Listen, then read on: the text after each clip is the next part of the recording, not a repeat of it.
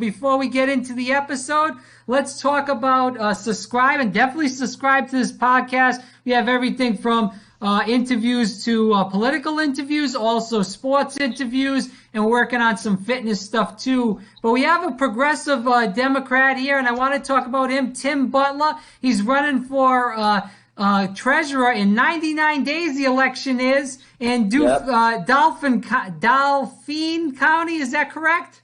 It's Dauphin. Dauphin. I'm going to get it one of these days. Dauphin County. And you also have a lot of other things you've done in politics. So far has been a 2016 Bernie Sanders delegate for Pennsylvania, but also you went to the convention too. And we'll talk about that later in the interview. You also were interned with Joe Sestek, who ran for Senate in, I believe, what was that, 2010 against Pat Toomey? Yep, he ran twice, and this time we actually thought he had the best shot. If I would like to, the corporate Democrats didn't put a candidate forward that lost to that lost and was not a populist candidate. She was a corporate candidate, supported Wall Street, was not supportive of the people, and she lost. Right, not surprised. Another Hillary Clinton Democrat that lost. Yep. So not surprised. That was Katie McGinty? Yep. Okay. Yeah, so Tim, let's get into your race, and then we'll move on to other stuff. So you're running for treasurer. So tell the viewers, first of all, a little bit about you, and then we'll get into why you're running. Oh, okay. Well, I actually went to Penn State and studied public administration and public policy. I actually lived in Oregon for 20 years, and people out west know how much Washington, D.C. is corrupt. They know how much Philadelphia is corrupt, and even Harrisburg, the politicians here don't, they're bought and paid for, and they don't care about Main Street, they care about Wall Street. So that's a little bit about me. My mother was a nurse. My father worked for an awning company in PepsiCo, and I'm just running to support local people and working families. I mean, that's really what comes down to it. And these people aren't going to be in office forever because they're 65, 70, they're pushing the age limits, right? So we need to have young people that have a good head on their shoulders that are going to carry the torch and not a corporate torch. Right. So, Tim, let's get into why you're running for treasurer, and also what does that position do? Obviously, for the county, you're going to be looking at the taxpayers' dollars, where it goes, and keeping that money. What else does it do, and why you're running? So the treasurer takes care of property taxes and records property taxes in compliance with the commissioners, but I'll also be in charge of hunting licenses, fishing licenses, and dog licenses. And the current courthouse is not transparent in any way, shape, or form and accessible for those services. Right. So why are you running for the position? Just because it's just the transparency issue, or you feel like there's a lot of corruption going on? Yeah, there's corruption and there's money. I want money to stay in Dauphin County, whatever taxpayers are paying. On a national level, the United States is giving Israel, as an example, $10 million a day, and part of that comes from Dauphin County, comes from every county in the country. So things like that. I also think that Dauphin County is kind of special because we have an international airport. We have Hershey Chocolate World. We have 3 Mile Island, which is set to close later this year, which I'm really happy about because they need economic and environmental justice here, which it's a big step forward. We have one of the largest Federal Express facilities on the Eastern Seaboard. We have Penn State Hershey Medical Center. And cancer research as well here. So there's so many things in Dauphin County that make it a pinnacle and an Achilles heel of our democracy for the entire country. And a lot of people don't see Pennsylvania as a state being super important. I mean, it is important, but Dauphin County in particular has more strategic maneuvering power to other places. More so than just most people just think of Philadelphia as having all the power, but it's really Harrisburg and it's really Dauphin County. Okay. So Tim, so how are the voters? I know you just said you came from canvassing all day long. Yeah. How are the voters, taking up to your message so far? Well, I think a lot of people are excited. I think we're going to get a democracy and a government that we want when we have turnout. Our last election 2 years ago was a 17% voter turnout, Wow. which was, believe it or not, that's actually on the higher end for a quote unquote off year election. It's been like 11 and 13% in past years. So I think. Right. I would say with Trumpism, that's giving people more fire in their belly to just be involved in the community service of any or activism at any level. So I think once we get, I come from a state that has 80% voter turnout, or the state of Oregon has an 80% voter turnout. Well, how do they do that? They have polling places and they have mail-in ballots. And mail-in ballots, it gives so much accessibility to people who don't want to go out to the polls, or they feel like, women and minorities might feel not included at the specific church that it just happens to be the polling place, right? They feel uncomfortable in that community. But if you send them a little newsletter with a paper ballot and an envelope and a stamp to mail it back to them, they're going to take the 3 to 4 weeks, research the candidates, because on the ballot you get a newspaper, and on one side of the newspaper has one candidate and their information, and on the other side is the candidate and their information, and then you get to read both paragraphs and decide for yourself and have time to research your candidates, go back and forth before you make that pencil mark. Because I think too many times we'll go, and it has a list of all the candidates running too, which is also important, because I even get shocked when I go to a polling place and there's somebody on the ballot whose name I've never heard before. Mm-hmm. And I think that's kind of important. Go ahead. No, I was just going to say, so being from Oregon, and it's more, it's a pretty progressive state. Maybe you can say if I'm wrong on that.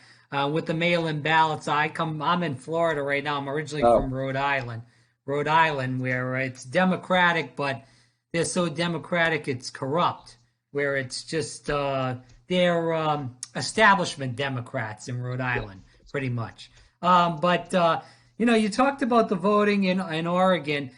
Do you see in Philadelphia, you're not in Philadelphia, but you're more so in Harrisburg, in that area, and being in the capital in that area, what do you see as far as voting? I mean, we heard I don't believe it, but we heard the Russia story and the election fiasco, and I think it's a lot of BS, but besides the point, do you see Pennsylvania, and being from Harrisburg and knowing that the legislator's right over there in that part of town, any kind of voting issues being taken up?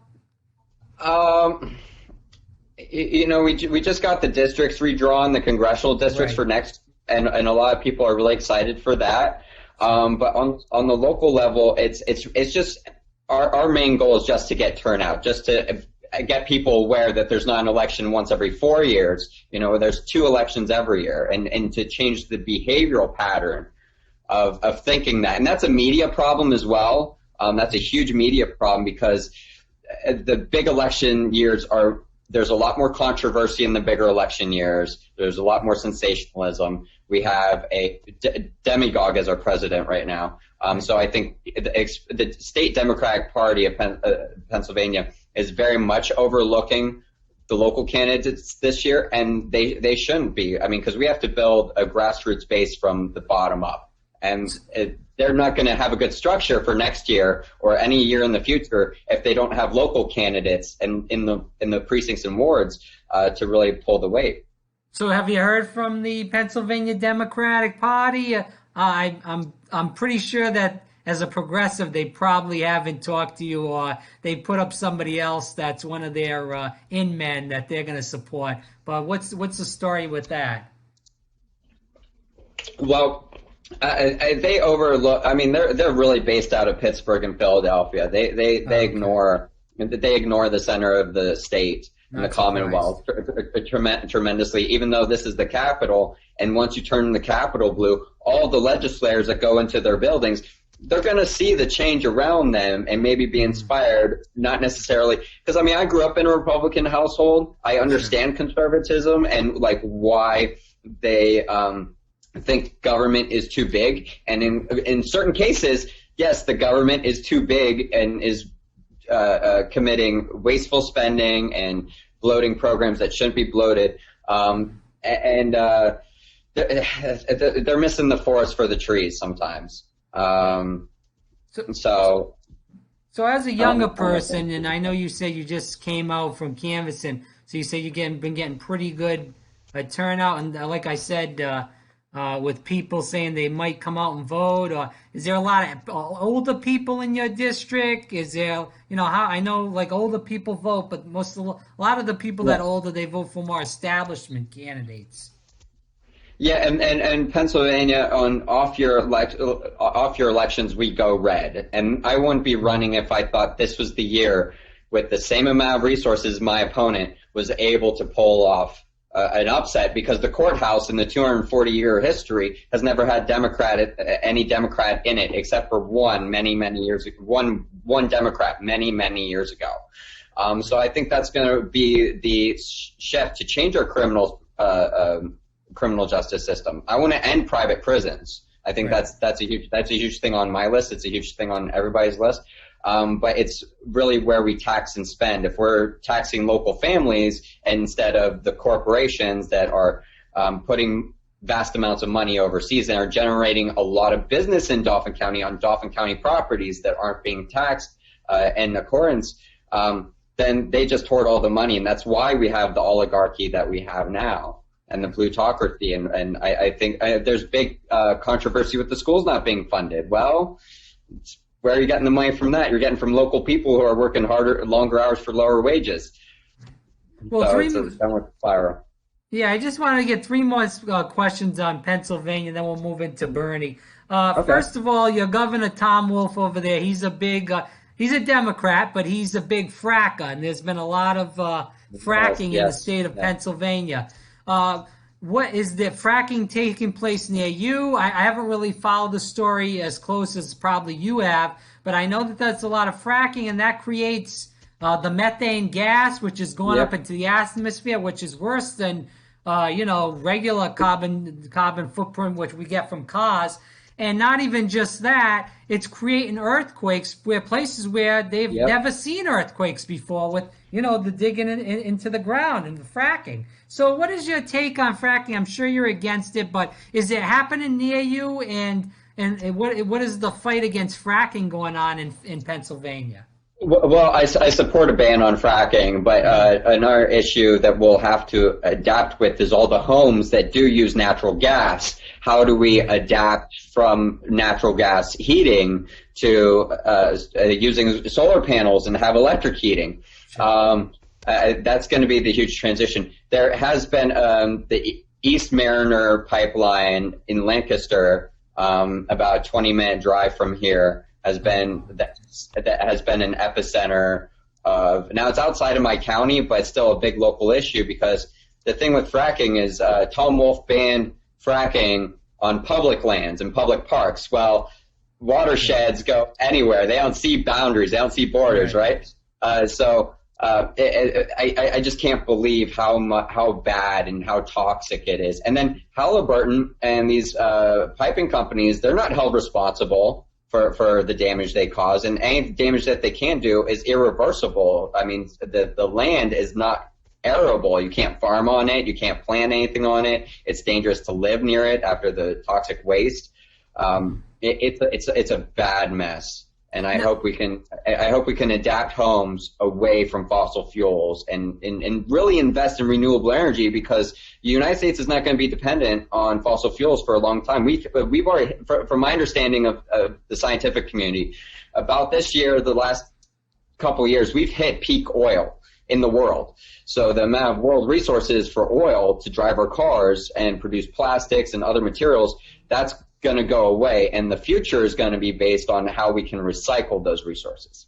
Well, Trump says that all this stuff about oil, and we need to do all these pipelines so we can stay off going into the Middle East and stuff like that. Meanwhile, all that stuff with the pipelines, this Keystone and stuff like that. That's all going overseas, so that's just all fake news, which was what Donald Trump would say. So he's making up fake stuff. But I want to get into, first of all, what you were saying about Tom Wolf. Isn't the lieutenant governor fairly progressive? I think he was a Bernie-crat.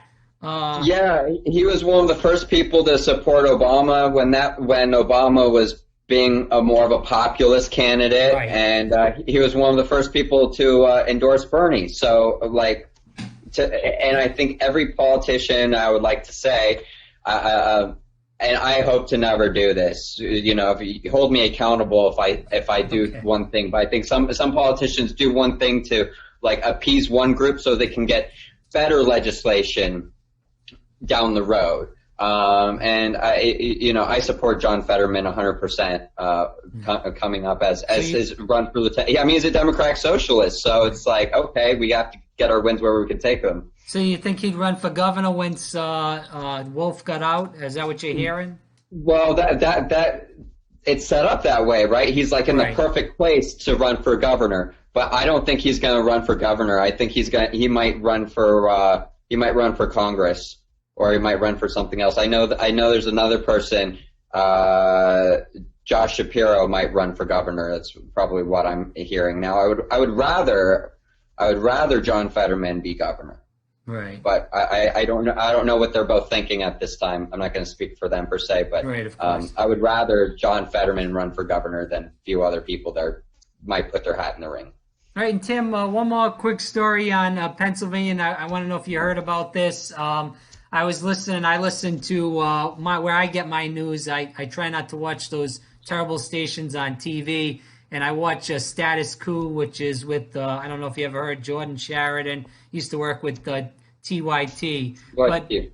Yeah, right. So he was talking about in Pennsylvania that the lunch debt is a big problem in one of the counties in Pennsylvania, and they're talking about taking the children away from their families if you don't pay the lunch debt, and putting the children in foster care. And that all goes to poverty in general, where the parents, that's some of those meals, that's the only kid, and me as a teacher knowing this, that's the only meal that the kid might get all day long.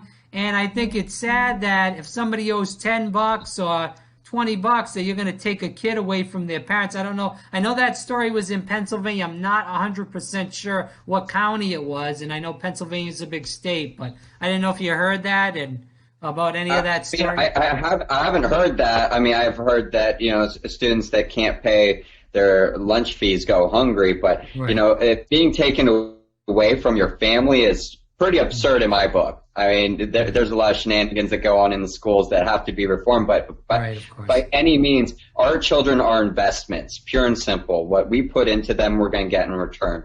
And when our schools are compromised, they get compromised. I mean, these are kids in Harrisburg, as an example, they don't have other families. They're not from an affluent suburban neighborhood. Not to say I was from an affluent suburban neighborhood.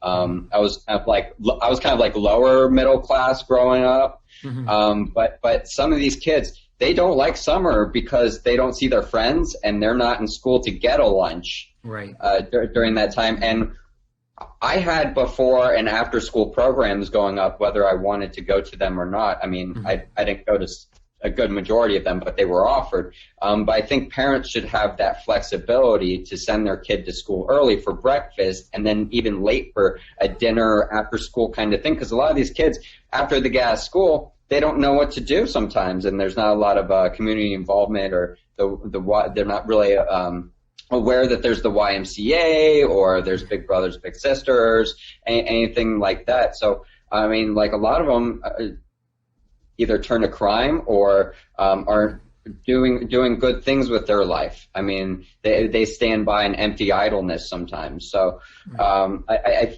think it's a disservice for society when we don't offer those programs. And it's like it costs more money to keep somebody in prison than it does to send somebody to Harvard. And we don't want to pay for a $2 lunch. I mean, once we bring the cost down, it's going to benefit a lot of children. Well, there's all kinds of issues with schools. Me as working in education, a lot of these kids, and you kind of, took on this topic too. You got a lot of these kids that they go to school, and a lot of their parents are working 2, 3 jobs. So they're not around much, and that's not the parents' fault. That's just they're trying to No. support their families and stuff.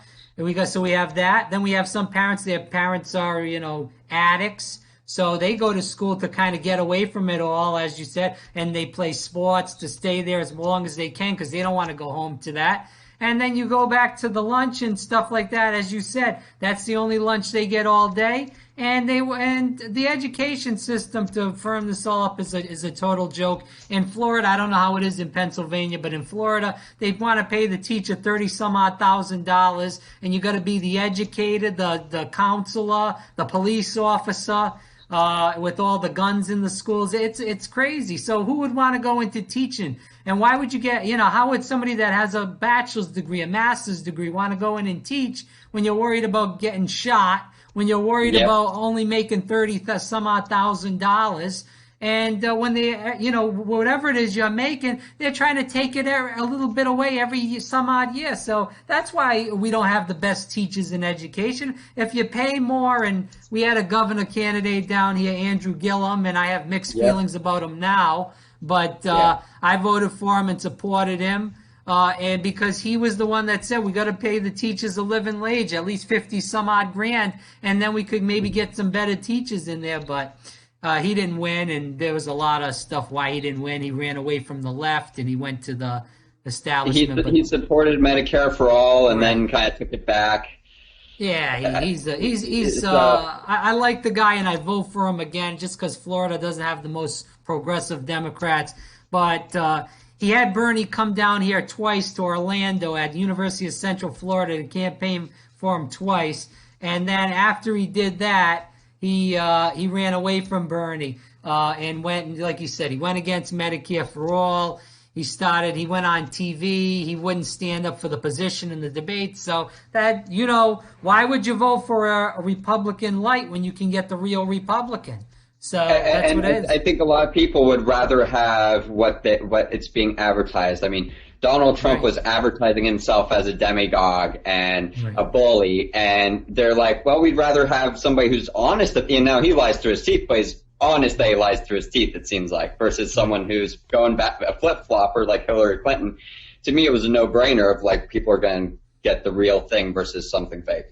So you live in the Rust Belt, Tim, and I want to ask you this question. As being from the Rust Belt and being a person that lives in that kind of area where there's steel and coal and that kind of area, Hillary Clinton went down to West Virginia and said, we're going to get rid of all those jobs. Yeah, we're probably going to have to get rid of those jobs, but you don't say it in that type of way. You say we're going to try to get new jobs and other kind of terminology. And I'm sure you live in an area where it's Harrisburg, where it's a working class area. A lot of those people probably did vote for Donald Trump because they believed in his lies and they believed in a lot of the stuff where he said he's going to create jobs. He was going to give health care for everybody. Yeah, it was all made up. It was fictitious, but he did say those things, and he made it so a lot of people believed that.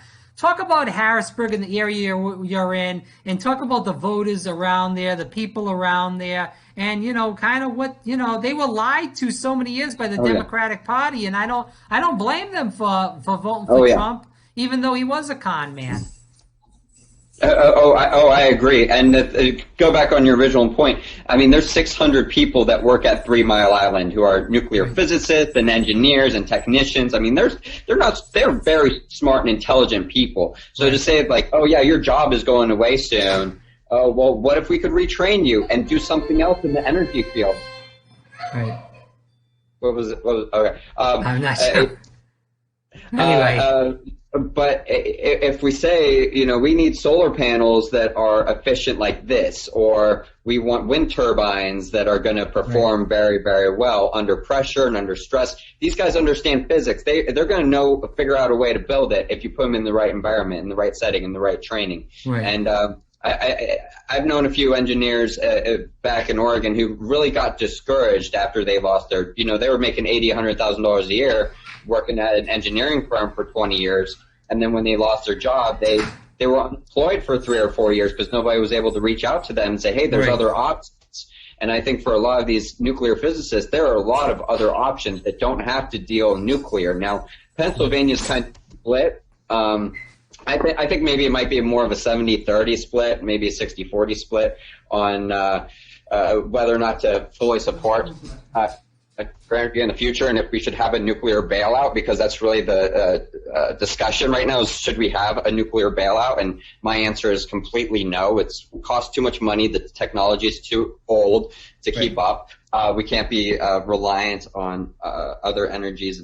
And not only the pollution aspect, but just the dangerous aspects of the time. There's actually a place called Bikini Atoll from World War II, and the engineers put a dome in the middle of the Pacific Ocean and sealed it for 50 years. Well, now it's cracking, and now nuclear starting to leak out. We're going to have the same thing with 3 Mile Island, because they're going to seal it for, like, after the meltdown in '79. They just let it be for 5 years and just let it all cool down. Then they opened it up and was able to go inside and take apart the cooling tower or the reactor, really see what was going on in there.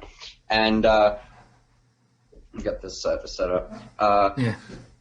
But I think that's another danger and another level of risk that I think Pennsylvanians are not willing to take. I think they saw enough of the reaction from '79, and they don't want to eat it. So are you still, and then we'll go on to the 2016. Did you see a lot of steel jobs in that area have have left that area, or are there still pretty decent amount of steel plants open in that area? Well, Steelton, which has one of the older steel mills that's been in operation for a very long time, and in the last so many years has dwindled down in a way, and the facility has been for sale. It's gone back and forth.